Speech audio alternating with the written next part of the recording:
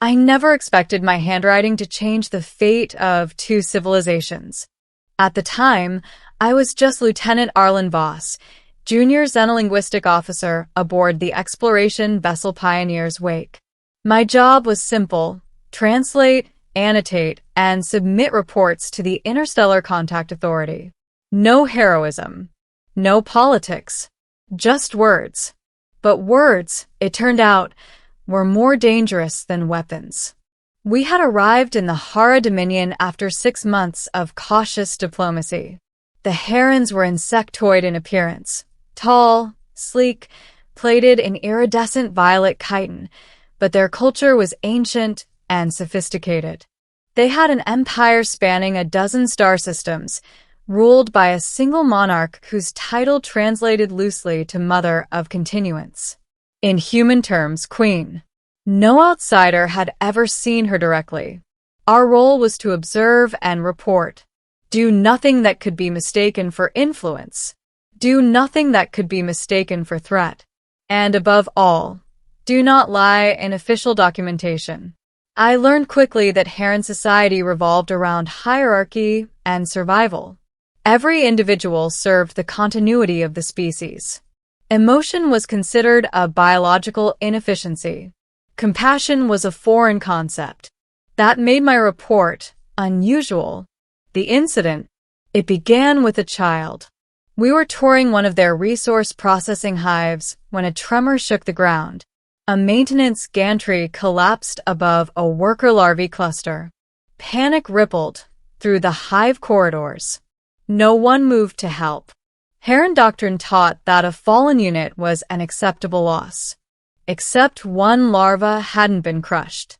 She was trapped beneath a spar, shrieking in ultrasonic distress. I didn't think.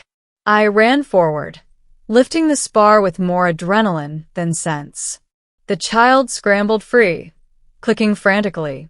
A Heron overseer arrived seconds later and simply stared at me. "You have interfered," it said flatly. "She would have died," I answered. "Yes," the overseer replied.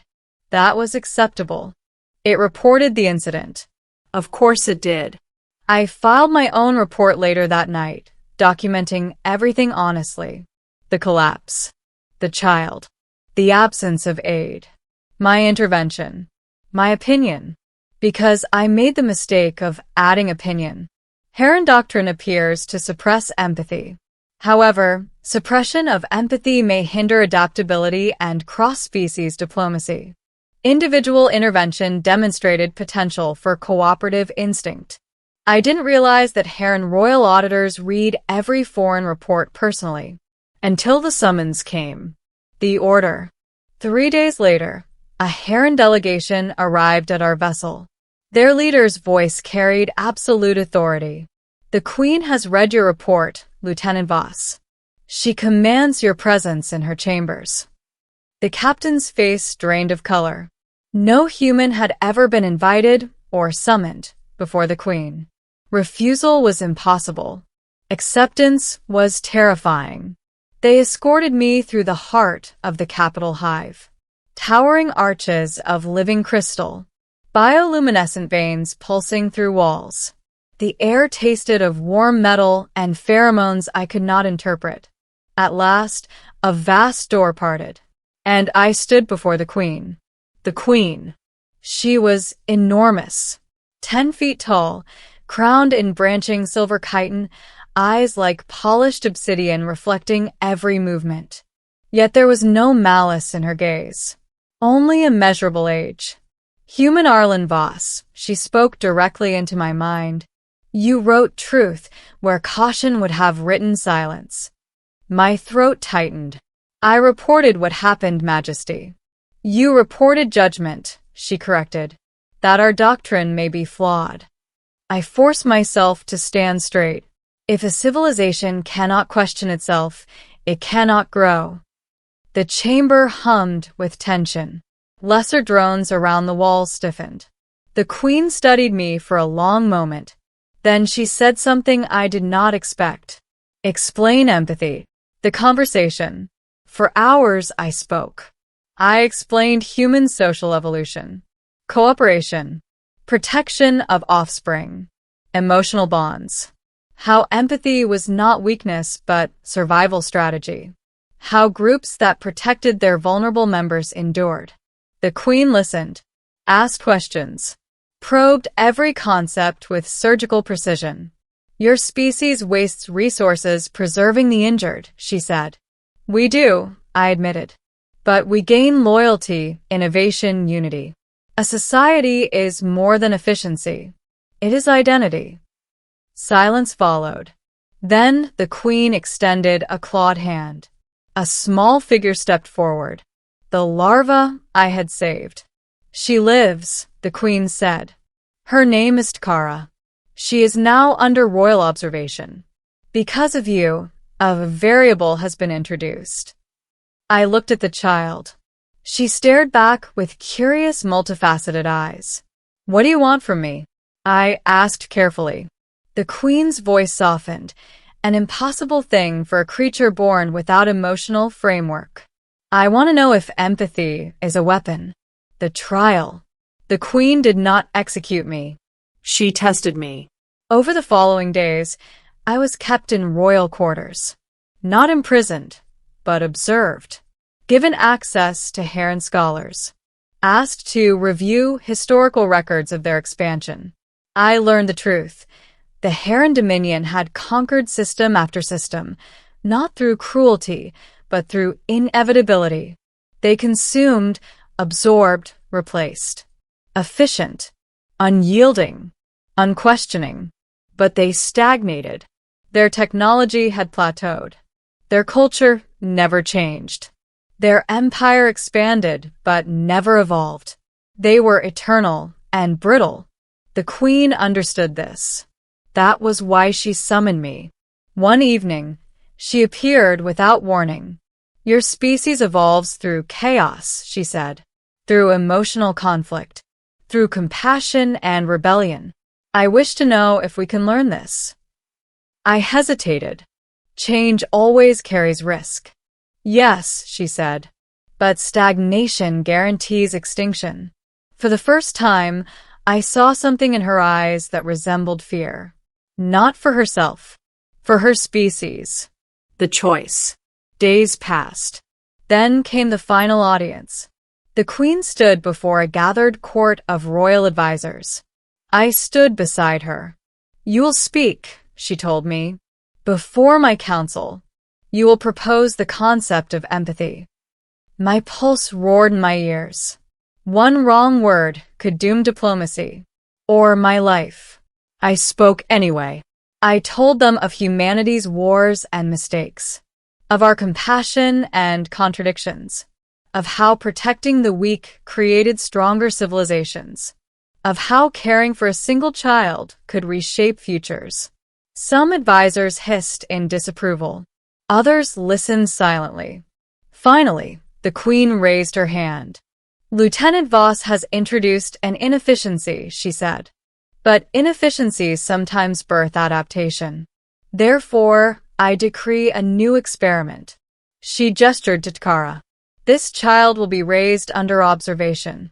She will be taught empathy. If she grows stronger than her peers, our doctrine changes. If she fails, this experiment ends. The council bowed. The decree was law. Then the Queen turned to me. You will remain. My breath caught. As prisoner? As instructor, she corrected. You will teach her. The years. I stayed. Not as captive, but as something stranger. Royal advisor to an alien monarch. I taught Takara human stories. Cooperation games. Ethics. Kindness. Curiosity. She grew rapidly, absorbing everything. And something remarkable happened. She began asking questions no Heron had ever asked. Why does the worker accept death? Why is the weak discarded? Why is survival the only measure of worth? Other larvae began copying her behavior, sharing food, helping fallen companions, forming bonds. Whispers spread through the hive. The experiment was succeeding. The crisis, but not Everyone welcomed change. A faction of traditionalist war caste rose against the queen. They declared empathy a disease. They attempted to seize Takara and destroy the experiment. The palace shook with violence. Drones fought drones. Plasma fire scarred living crystal walls. I shielded Takara with my own body as guards loyal to the queen fought through corridors. At last, the queen herself arrived. She faced the rebel commander. "You would doom our future for fear of change," she said. "We are eternal," the commander screeched. "We do not bend." The queen's response was swift and final. Rebellion ended in moments, but the cost was high. Many died. Proof that change was never painless. When silence returned, the queen stood beside me and Takara. "You have shown me that empathy is not weakness," she said quietly. "It is transformation." The departure. Years later, a human delegation returned to the Dominion. This time, they were welcomed not by cold efficiency, but by ceremony, by curiosity, by warmth. Takara stood beside the queen, now taller, confident, luminous in presence. She addressed the humans in flawless English. "Welcome. I am Speaker Takara. I am proof that empathy and survival can coexist." Diplomats wept openly. History shifted in that moment. Later, the queen met me privately one final time. "You changed our trajectory," she said. "But the seed was not you. It was the choice you made to save a child." "I just did what felt right," I replied. "Feeling," she repeated. "That is still a mystery to us. But we will learn." She bowed her great crowned head. "Human Arlen Voss, you are free to return home. Or remain. The choice is yours."